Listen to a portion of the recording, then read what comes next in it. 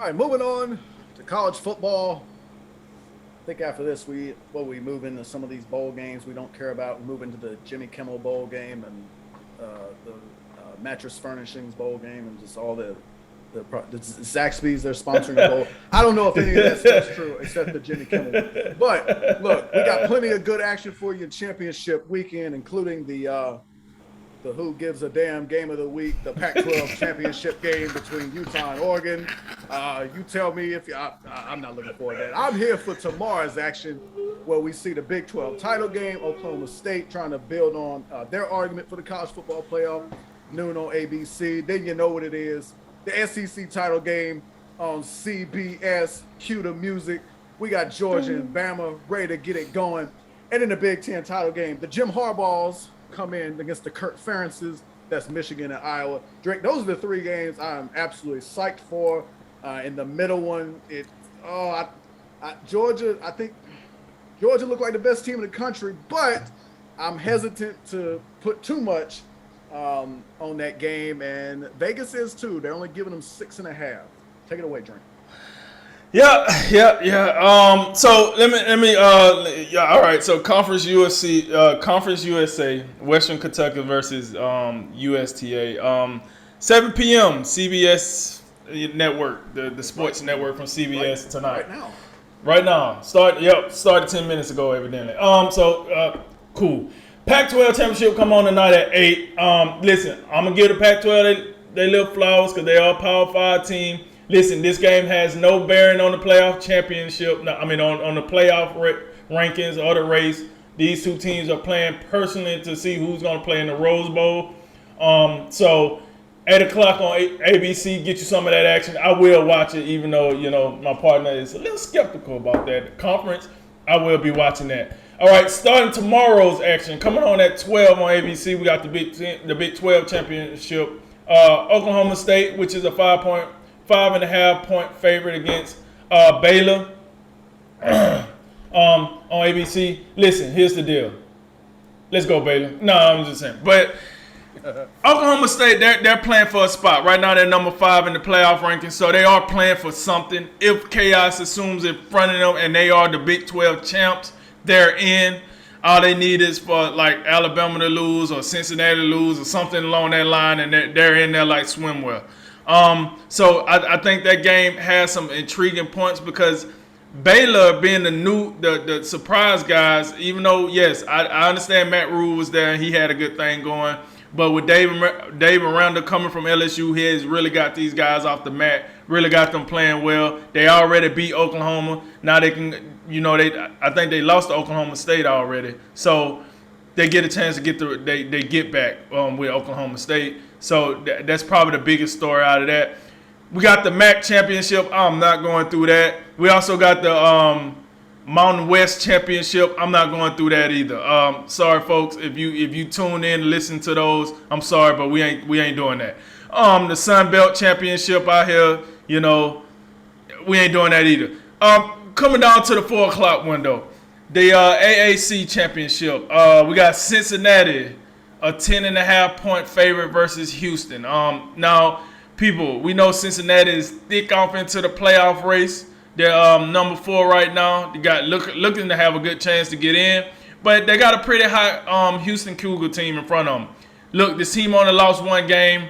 It was earlier. Matter of fact, it was the first game of the season. Now that I think about it, first game of the season they lost. I forgot the opponent, but Houston has been on a job since then. I think they will give Cincinnati a fight. I think they got a chance. Vegas said 10.5, so that makes me worry a little bit. Vegas knows they all about the lettuce, baby. So it's something that they know, that they see why they're saying that Cincinnati probably going to pull away with this game somewhere in the third or fourth quarter. But I think they are in for a fight. At the same time, also coming in at 4 o'clock, the main event, CBS. We got the music, the big boys. Number 1, Georgia. Number 3, Alabama. Now, here's the deal, folks. I'm going to go ahead and give it to you raw and fresh off the press. I know a lot of people killing my boys out here saying they ain't got a shot.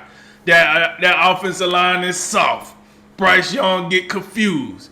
That defense is hit or miss. And that's all true. That could be all true. I got it. But let me tell you something.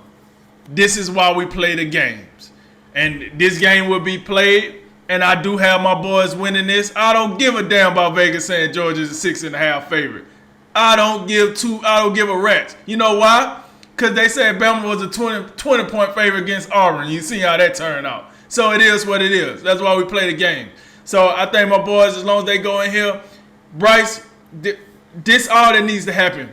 Bill O'Brien, stop treating Bryce Young like he's Deshaun Watson with the Houston Texans.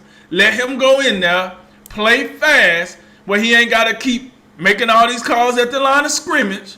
Let's get this ball snapped before, I would like the ball to be snapped before the 10 seconds are on the clock. Let's stop the whole 3 seconds bull crap we was doing in the last game so the defense know what's up, because Georgia is too good to be giving them a clear-cut advantage. And let this young man play. And here's the deal. We got to get Slade Bolden up out of there. I'm tired of looking at him. Let's go and replace him for Ja'Cory Brooks. And let's get this thing going, baby. You know what I'm saying? And then on the defense side of the ball, listen, here's the deal. People talk trash about Alabama defense. Oh, y'all gave up this, y'all gave up that. Listen, number 4 in the nation in rush. Georgia number 1. It's only 2 yards that separate the two teams on defense when it comes to rush defense. Georgia is a running team. They can't pass the ball, but they want to run the ball first. Keep this in mind. When they play, if Alabama can stymie that defense and make Stetson Bennett make more decisions that he had to make all year, because the game usually gone by halftime, then we got a game, folks. And I think that is the key to this game. Can Alabama defense make Georgia offense somewhat one-dimensional and make Stetson Bennett have to throw that ball down the field? He's a little guy. He got some legs. I give him that. He can run the ball. He got some legs. But no one likes to run the ball if they keep getting hit. And I think that is the key for Alabama if they want to be competitive in this game or if they want to win the game. But, yes, I want it on record. I got my boys. You know what it is. I think this is a low-scoring affair. I see this probably being 20-24 Alabama, like something low. It won't be this high-scoring, pop, pop, pop. I think both defense will show up and make both teams earn what they're going to earn on their respective sides of the ball. Then moving on at 8 o'clock on ABC, we got the ACC championship game. Listen, Pitt 3.5 points. I'm just going to show some respect because it's the ACC, but I feel the same way about this game as I feel about the Pac-12 championship. Hey, somebody got to do it. 8 o'clock on ABC. I'm going to say Pittsburgh, I guess. But, I really don't give a rat's ass, to be honest. And then the Big Ten championship game. Now, this is a game I do care about. I think this game got big increments to it. Michigan, they're 11-point favorite over Iowa. That game come on 8 o'clock on Fox. And, look, here's the deal, right? I think the only reason Michigan is 11-point favorite is because Iowa's offense is just god-awful. It's just inept. And they don't think that whole little rushing thing that they got going on going to be able to work against Michigan's front. So that got to be it, because Michigan pass game ain't scared nobody. Even against Ohio State, the passing game wasn't scaring nobody. And as good as our defense is, if they say 11 points, they got to tell me that they just don't think our offense is going to do hardly anything. It's going to be like flatline for majority of this game. So I'm looking at that. I do take Michigan to win this game. I think it will be close, just like the SEC championship game. But Michigan does enough to win. But I think they have a way harder time rushing the ball in this game than they had against Ohio State. That stuff they did against Ohio State ain't coming. It ain't gonna fly with Iowa, because Iowa actually play some defense up the middle. That ain't gonna fly. However, Ohio State offense is vastly better than Iowa's offense, and I think that's the difference here. So, all in all, man, like I said, I take Michigan in the Big Ten. Take Alabama in the SEC. I'm gonna take Houston in the AAC just because that's what I want to see the most. And then I take Oklahoma State in the Big 12 game. And that's what I'm looking at as far as the preview for championship week. Yeah, I'm telling you, tomorrow from 12 to 8, started off on ABC with Oklahoma State and Baylor. To me, in each of these games, there's a coach that's kind of in the spotlight, and that one is Mike Gundy. You beat Oklahoma last week in Bedlam to get this opportunity. You win. If you beat Baylor again, you're gonna have you're gonna have a good argument depending on how other things go. They got to take care of business first, and I think they will. I think their defense. I know they showed some cracks against Oklahoma State, but they've already beat Baylor once. I think they're gonna get him again. I like Spencer Sanders. I like what he can do, particularly what he can do with his legs, and I was impressed with him against Oklahoma. And I think Oklahoma State's defense, they're gonna get back to it. I don't think Baylor's offense, they can't do as much. They don't have a Caleb Williams back there throwing the football. I think Oklahoma State gonna get them. And then in the SEC title game, hey, Kirby Smart, come on, man. I think it's time. It's time, Kirby Smart. It's time to get him. I really, man, I'm hesitant to go against Alabama, but Georgia's been the best team in the country, wire to wire. It looked like Bama and Georgia was pretty even for about the first half of the year. Georgia's kept throwing haymakers at people, and Bama they've been middling a little bit. Right. They out here, they struggling against LSU. It take Bryce Young out here setting records, and they still can barely get by Arkansas. And then you know what we saw last week. Oh Lord, I know them overtimes. They quick now, especially after 2. So you get 4, and you're like, how do they play 4 overtimes in 15 minutes? Don't worry about it. It's the new rules. But which I like, by the way. Which I like. I wish the NFL adopts similar. But it's man, when you struggle, and maybe some of it is playing down the competition, but they're gonna have to play their absolute best game. I think it will be low scoring. I think it has to be low scoring for Alabama just because. And I know Georgia. This the best offense Georgia's gonna play. But man, they're giving up 7 points a game. So, it's gonna be tough. Bama's defense got to have a repeat of what they did against Auburn last week. I think they got to stop the run. They got to make it. They got to look at Stetson Bennett and just be like, hey man, you're gonna have to beat us today. We're not letting your boys back there, Zamir White, James Cook, and everybody else back there. They're not getting it today. We shutting them down. Show us what you can do throwing the ball. And then it comes down to like Stetson Bennett or Bryce Young. I'm going Georgia, but I'm not confident in it because I ain't seen Kirby Smart do this yet. But he does. I think he does have the better team. He's got the only clear thing he doesn't have is the quarterback position. That is a big plus for Alabama because it's Bryce Young and that boy is special. But that's good. Look, it's going to be compelling. It's the cue the music for me already. I'm ready for it. But so I'm looking at Mike Gundy. I'm looking at Kirby Smart. They on the hot seat, and then who on the hot seat at 8:00 on Fox? It's Jim Harbaugh. Those are the 3 coaches. Like they got opportunities right now to get in on the playoff and look good doing it. It's Iowa. You just told us about it. This offense is lackluster. Michigan. The one thing you can't do, you can't come out here and beat Ohio State last week, and then turn around and lose to the Kirk Ferences this week. You just can't do that. They just can't. Aiden Hutchinson on that defense leading the charge. I think he gonna have another big day. Hassan Haskins, you know what he did last week against Ohio State, 5 touchdowns. I think it's going to be tougher to push Iowa around. Cade McNamara probably going to have to do a little bit more throwing the ball. I think that'll be low scoring as well.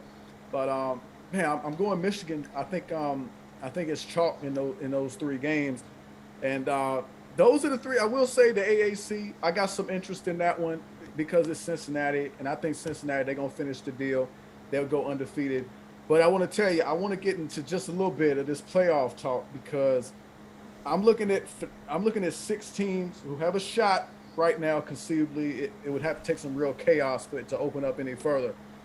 But if the way we see it right now, the one thing for me, the committee needs probably they just want Alabama to get on out of here.